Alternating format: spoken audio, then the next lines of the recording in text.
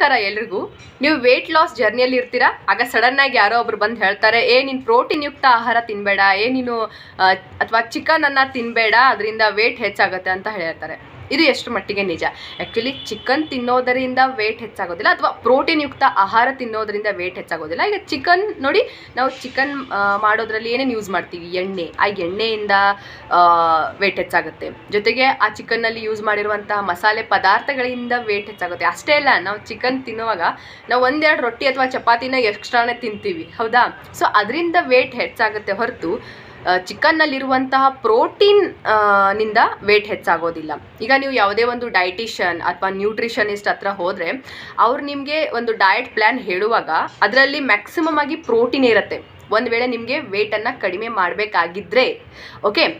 ಈಗ ಪ್ರೋಟೀನ್ ಯುಕ್ತ ಆಹಾರ ವೇಟನ್ನು ಇಳಿಸೋದ್ರಲ್ಲಿ ಹೇಗೆ ಸಹಾಯ ಮಾಡುತ್ತಪ್ಪ ಅಂತಂದರೆ, ನೋಡಿ, ಕಾರ್ಬೋಹೈಡ್ರೇಟ್ ಆಗಿರಲಿ ಅಥವಾ ಬೇರೆ ವಿಟಮಿನ್ಸ್ ಮಿನರಲ್ಸ್ ಆಗಿರಲಿ, ಅವುಗಳನ್ನು ಅಬ್ಸರ್ವ್ ಮಾಡೋಕ್ಕೆ, ಬ್ರೇಕ್ ಡೌನ್ ಮಾಡೋಕ್ಕೆ ನಮ್ಮ ಬಾಡಿಗೆ ತುಂಬ ಕಡಿಮೆ ತಾಕತ್ತು ಬೇಕಾಗುತ್ತೆ, ತುಂಬ ಕಡಿಮೆ ಎನರ್ಜಿ ಬೇಕಾಗುತ್ತೆ. ಸೊ ಅಲ್ಲಿ ಕಡಿಮೆ ಕ್ಯಾಲರಿ ಬರ್ನ್ ಆಗ್ತವೆ.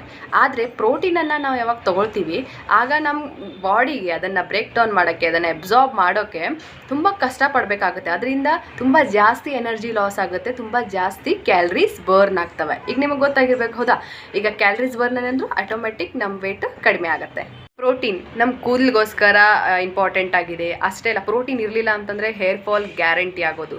ನೆಕ್ಸ್ಟ್ ನಮ್ಮ ಸ್ಕಿನ್ಗೋಸ್ಕರ ಇಂಪಾರ್ಟೆಂಟ್ ಆಗಿರುತ್ತೆ, ಬೋನ್ಸ್ಗೋಸ್ಕರ, ನಮ್ಮ ಜಾಯಿಂಟ್ಸ್ಗೋಸ್ಕರ ಕೂಡ ಪ್ರೋಟೀನ್ ತುಂಬ ಇಂಪಾರ್ಟೆಂಟ್ ಆಗಿರುತ್ತೆ. ಸೊ ಈಗ ಪ್ರೋಟೀನ್ ಎದ್ರಲ್ಲಿ ಸಿಗುತ್ತೆ? ನಾನ್ ವೆಜ್ ಆಗಿದ್ರೆ ಓಕೆ, ಚಿಕನಲ್ಲೆಲ್ಲ ಇದ್ದೇ ಇರುತ್ತೆ. ನೀವು ಒಂದು ವೇಳೆ ವೆಜಿಟೇರಿಯನ್ ಆಗಿದ್ದರೆ ಹಾಲಲ್ಲಿ ಇರುತ್ತೆ, ಓಕೆ. ಹಾಲಲ್ಲಿ ಅಷ್ಟೇ ಇಲ್ಲ, ಸಪೋಸ್ ಹಾಲು ನಿಮಗೆ ಒಂದು ವೇಳೆ ಬಾಡಿಗೆ ಸಪೋರ್ಟ್ ಮಾಡ್ತಾ ಇಲ್ಲ ಅಂತಂದರೆ ನೀವು ಹಾಲಿನ ಪದಾರ್ಥಗಳನ್ನು ನೀವು ತೊಗೋಬೋದು.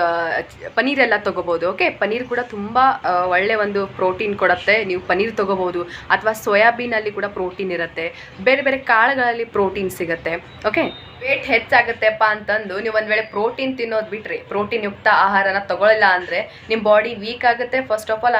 ಆಮೇಲೆ ಪ್ರಾಬ್ಲಮ್ಸನ್ನು ಫೇಸ್ ಮಾಡಬೇಕಾಗುತ್ತೆ. ಅದಕ್ಕೆ ಪ್ರೋಟೀನ್ ಯುಕ್ತ ಆಹಾರ ನೀವು ಪ್ರತಿದಿನ ತಗೊಳ್ಳೇಬೇಕು, ಓಕೆ. ಈಗ ಒಂದು ವೇಳೆ ಪ್ರೋಟೀನ್ಗೆ ಇನ್ನೊಂದು ರಿಲೇಟ್ ಮಾಡ್ತಾರೆ, ಕಿಡ್ನಿ ಸ್ಟೋನ್ ಆಗುತ್ತೆ ಅಂತ. ಪ್ರೋಟೀನ್ ನಮ್ಮ ಶರೀರಕ್ಕೆ ಜಾಸ್ತಿ ಆಗಿದ್ದರೆ ಕಿಡ್ನಿ ಸ್ಟೋನ್ ಆಗುತ್ತೆ ಅಂತ ಹೇಳ್ತಾರೆ. ಆ್ಯಕ್ಚುಲಿ ಪ್ರೋಟೀನಿಂದ ಕಿಡ್ನಿ ಸ್ಟೋನ್ ಆಗೋದಿಲ್ಲ. ನಾವೊಂದು ವೇಳೆ ನೀರು ಜಾಸ್ತಿ ಕುಡಿಲಿಲ್ಲ ಅಂದರೆ ಪ್ರೋಟೀನ್ ಯುಕ್ತ ಆಹಾರ ತೊಗೊಳ್ತಾ ಇದ್ದೀವಿ, ಅದ್ರ ಜೊತೆಗೆ ನಾವು ನೀರು ಕೂಡ ಅಷ್ಟೇ ಚೆನ್ನಾಗಿ ಕುಡಿಬೇಕು.